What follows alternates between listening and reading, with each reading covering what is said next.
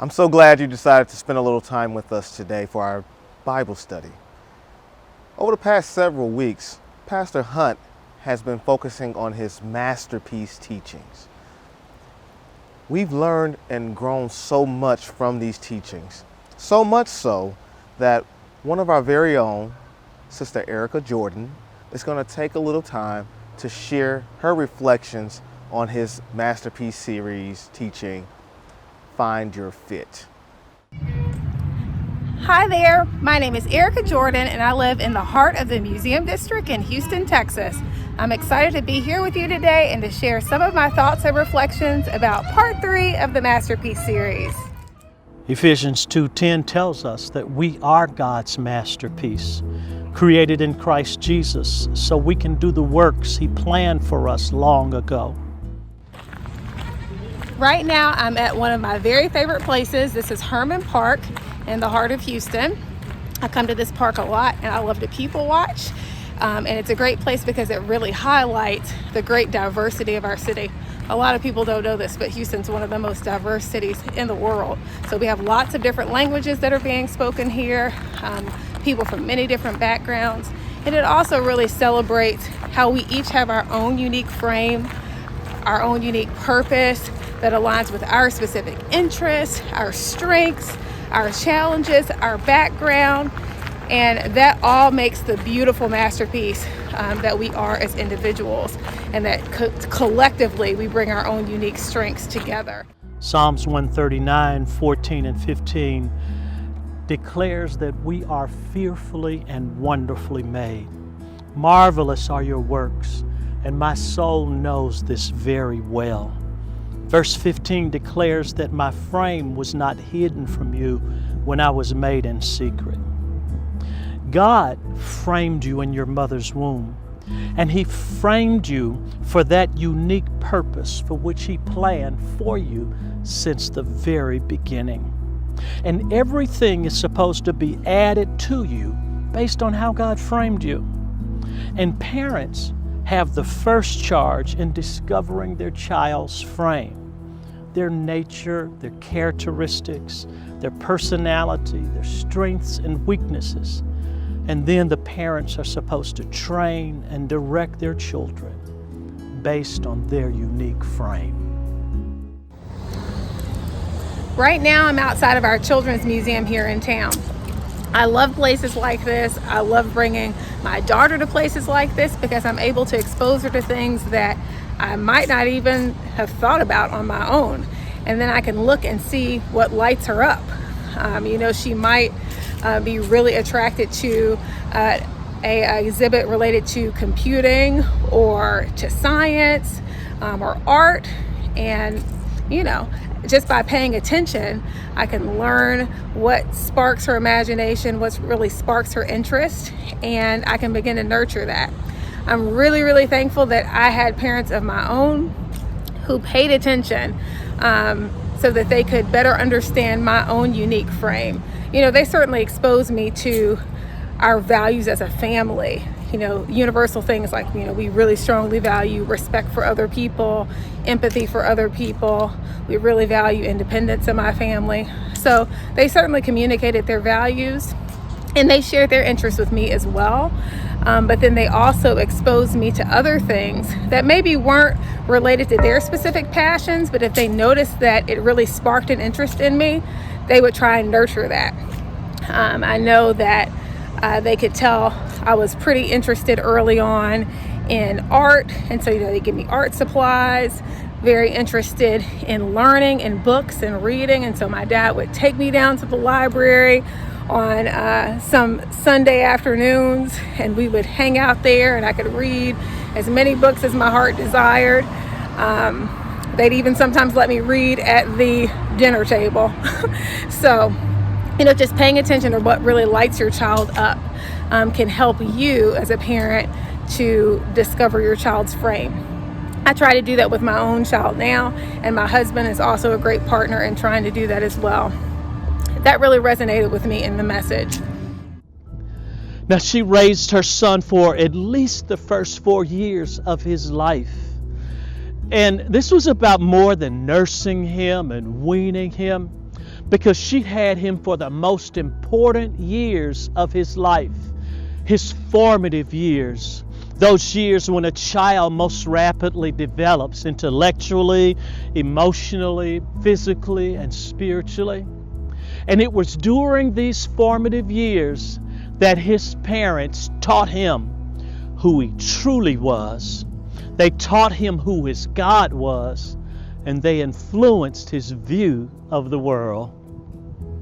Exodus 2:10 says that when the child grew older, she brought him to Pharaoh's daughter, and he became her son, and she named him Moses, because she said, I drew him out of the water. So I'm here at my house, and my daughter has this toy she loves to play with, this water table. She's 2, so she loves water. But anyway, there's this wood toy.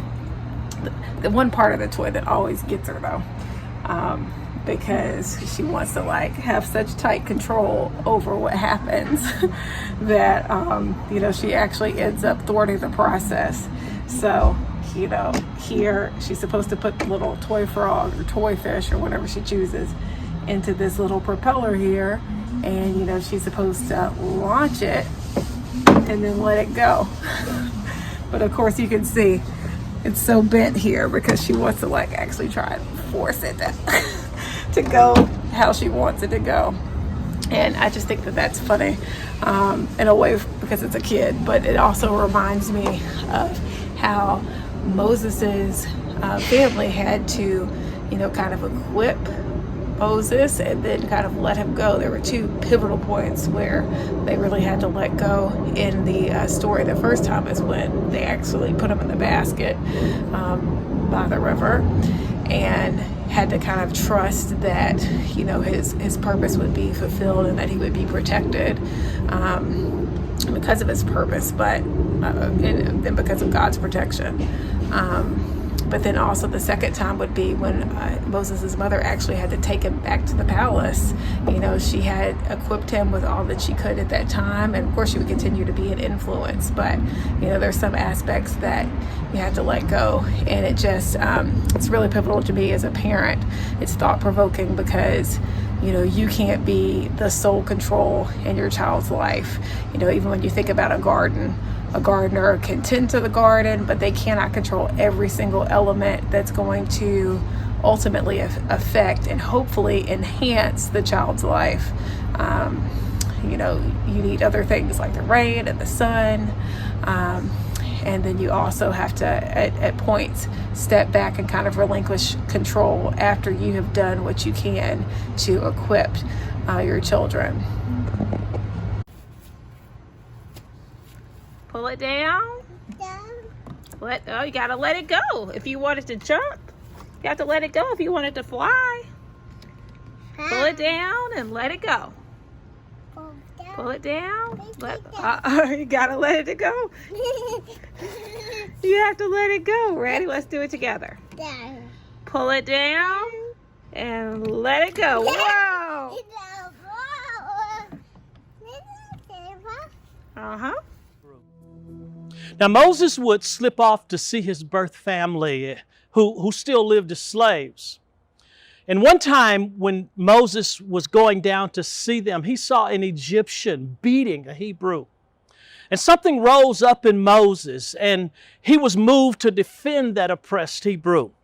And Exodus 2:12 says he looked this way and he looked that way, and he saw that no one was looking or could see him.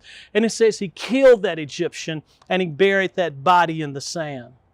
Now the next day, he went back down to where the Hebrews were, and he saw 2 Hebrew men arguing. And Moses tried to reconcile them. He stressed to them, he said, you guys are brothers, you shouldn't be fighting like that. And one of them turned to him and said, who made you ruler and judge over us? Are you going to kill us like you did the Egyptian? Wow. At that particular moment, Moses realized that what he had done was no longer a secret. He also realized that what he was trying to do with regard to delivering or helping the Hebrews, that it wasn't being received or recognized. Acts 7:25 says that Moses supposed that his brothers would realize that God was using him to rescue them. But it closes by saying they didn't realize it. I love art, so I'm here at the sculpture garden at the Museum of Fine Arts. Now, even though I love art, I'm gonna be honest, I don't know what some of this stuff is. Like that. I mean, what is that supposed to be? I guess it looks kind of interesting, but I don't necessarily understand it. But maybe it's not something for me to understand. You know, there will be people along the way who they might be naysayers when you're walking along your path, you know, because they don't necessarily understand your framing. They don't understand the specific purpose that is just for you. And they might not have any ill intentions, but it just might not be for them to understand because they're walking their own path, not yours. So you have to be confident in that. That's what lets me know. You have to be confident in your own framing and in your own purpose. When God has put something inside of you, you have to have the faith to walk in that, even if not everybody understands the value. Because clearly, these are very valuable, no matter what I think. Even if I don't get it, somebody paid a lot of money for these sculptures to be here because they have an immense, immeasurable value. And we have our own value when we're walking according to our own framing and in our own purpose. I remember when I left what's supposed to be the golden egg in my field. I left a tenure track academic job, and I got totally off of the tenure track. And some people, you know, who very dear to me, and they definitely had good intentions, but thought I had completely lost my mind because you never, quote unquote, leave a tenure track job.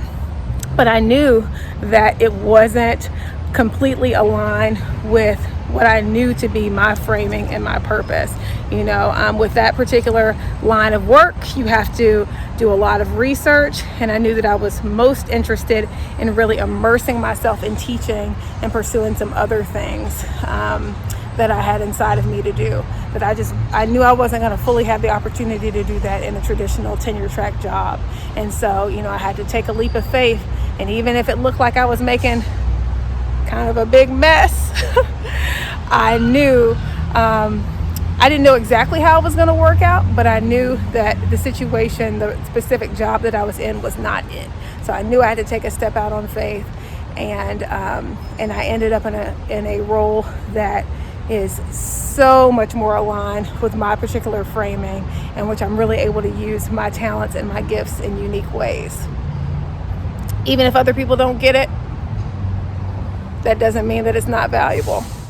And Moses, he was acting out of the passion that he had to see his people freed from slavery.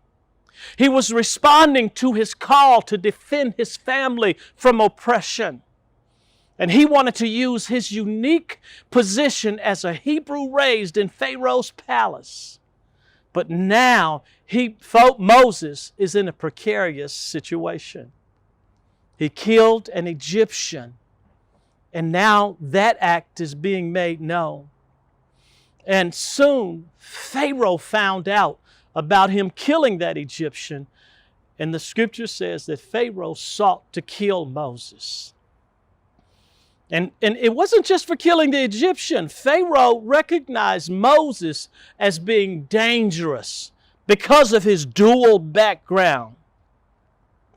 And the reality was that Moses was not accepted by either side, by the Egyptians or the Hebrews.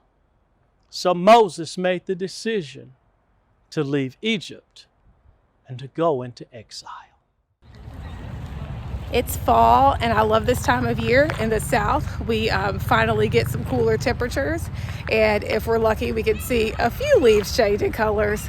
If we wait a little bit longer, we might see a few more. But they're changing because the days are getting shorter. We're having more darkness. The leaves are actually dying. and so they're changing colors and falling off the trees. And so we're moving into a kind of a darker period of the year, a period marked by this darkness. But what's interesting to me is that you still have some things, like these flowers that are meant to bloom even during times of increased darkness. And that reminds me of the story of Moses and how, he spent all of that time in exile. His passion for liberating his people probably felt pretty dark after all of those years. It probably felt pretty hopeless after all of those years. However, there was still time for him to bloom. There was still time for that purpose according to his unique frame to be manifested.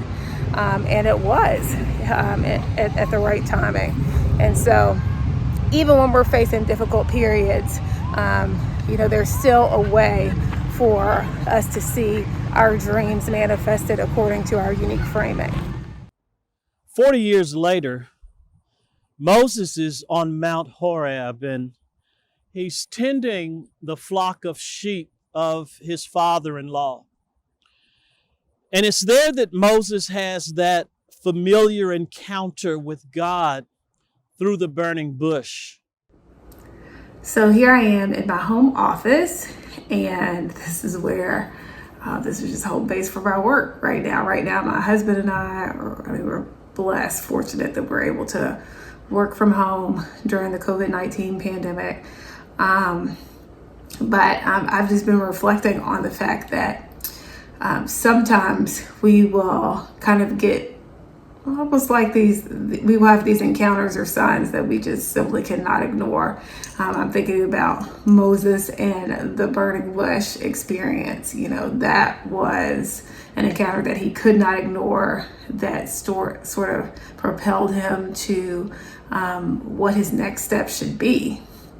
And I think sometimes, it might not be a burning bush, but we have these experiences, or we have these feelings in our spirit that just keep coming up that we cannot ignore.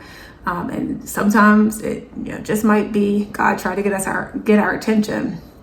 I remember we were living on campus before the pandemic. I teach at a university campus, and we had the coolest experience, one of the best professional experiences I've ever had, where we actually had an apartment residence on campus. And I lived there with my husband and my daughter. We were there for 3 years. And really, honestly, I thought that I could stay there for years and years and years to come. I really did. I had no desire or intention to leave anytime soon. But it was funny, like December of 2019, I just suddenly became very focused on exploring other places for us to live. And nothing had happened. Things were still going great. We were still loving being around the students. But it's just something that I could not ignore. I just kept coming back to it. I even remember writing it in my journal, feeling we had this amazing sunset, view of the sunset, just the way that the apartment faced on campus. And I remember writing, "Ooh, I love these sunsets, but I feel like it might be time for us to leave." And so anyway, I became very focused on December and January, February, while I was juggling work, just focused on looking for other places along with my husband. And lo and behold, during this whole situation, COVID-19 was creeping into our knowledge as something that was happening. We still at that time were not paying a lot of attention to it. But I remember when we walked in to close on our house that we eventually purchased, the very day that we walked in to close on the house, they basically shut the city down. The rodeo, we have a huge rodeo that goes on in town, and they shut that down on the very day that we were going in to close on the house.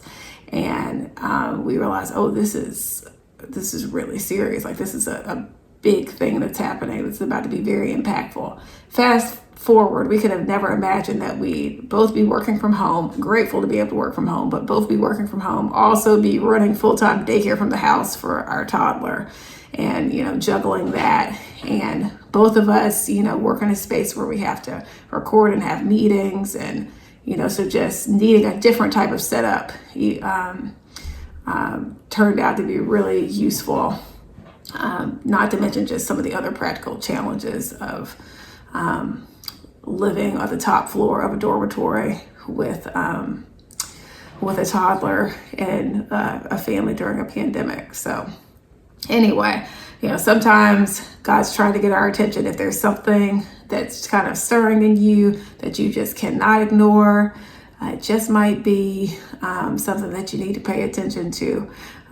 Just like the burning bush experience, there might be a direction that you need to go, or you might need to change course, or what have you. It could be different for different people's situations. And then came COVID. And since you weren't coming to church, why should I? So I stopped teaching from the pulpit, and I started teaching from a wheat field to the side of the highway, to a cave, to a courtroom, to a laboratory, to a graveyard, to a haunted house,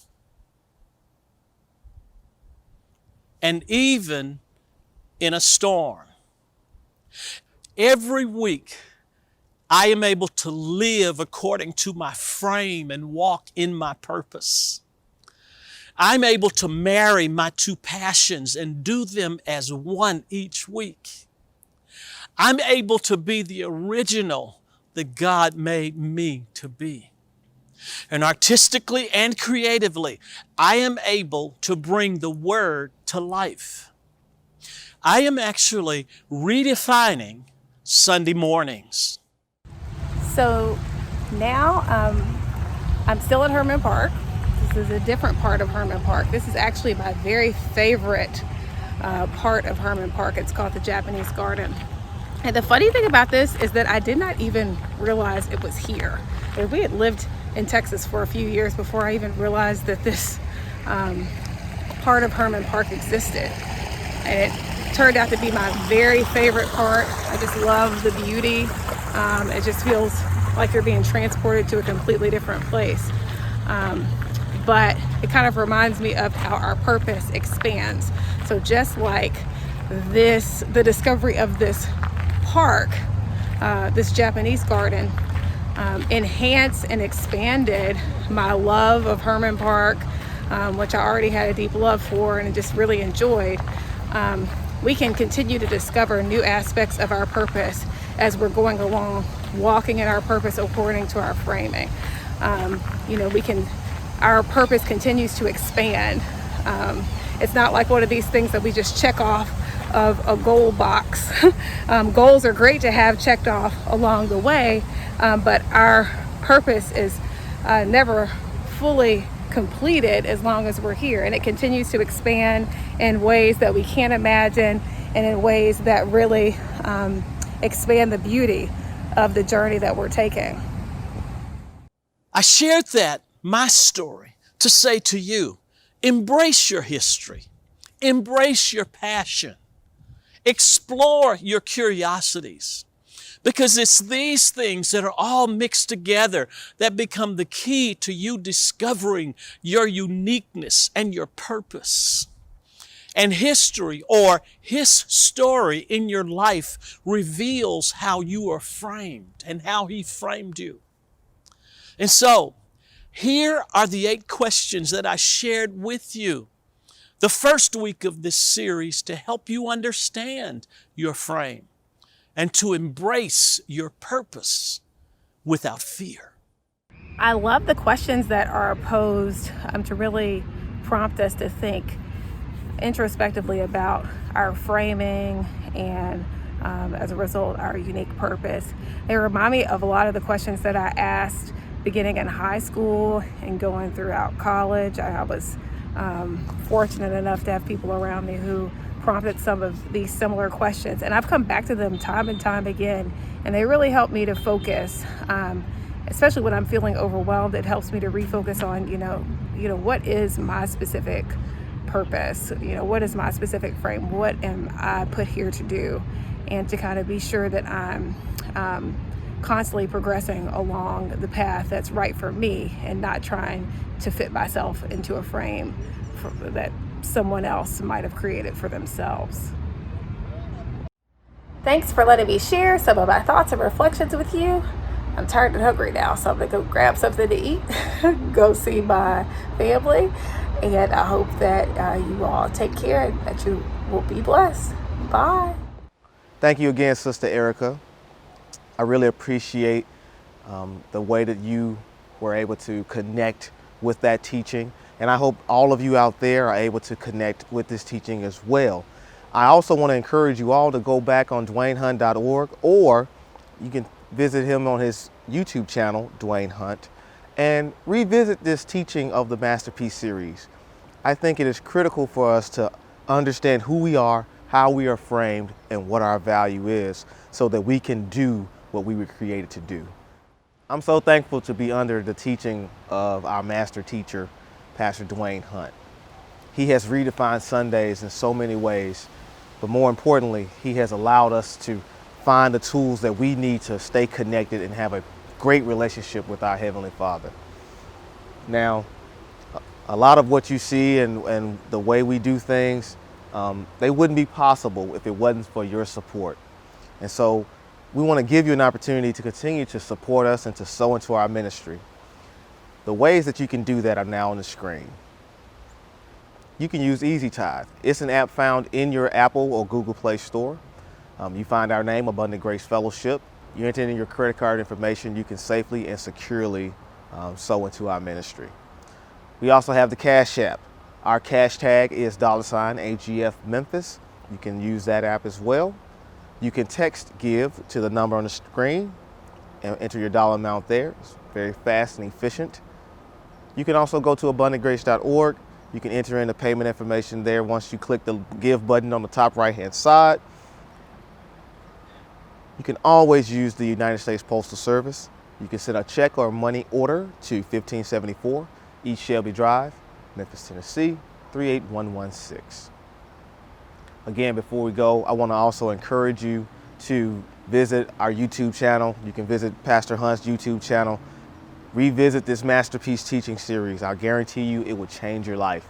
Also, you need to like us, share, subscribe. We have a lot of other teachings that you can view and share with your friends. We believe that we are redefining Sundays, but more importantly, we have a relevant word for you in this time. So until the next time, this is Brother Bobby and Abundant Grace Fellowship saying grace to you.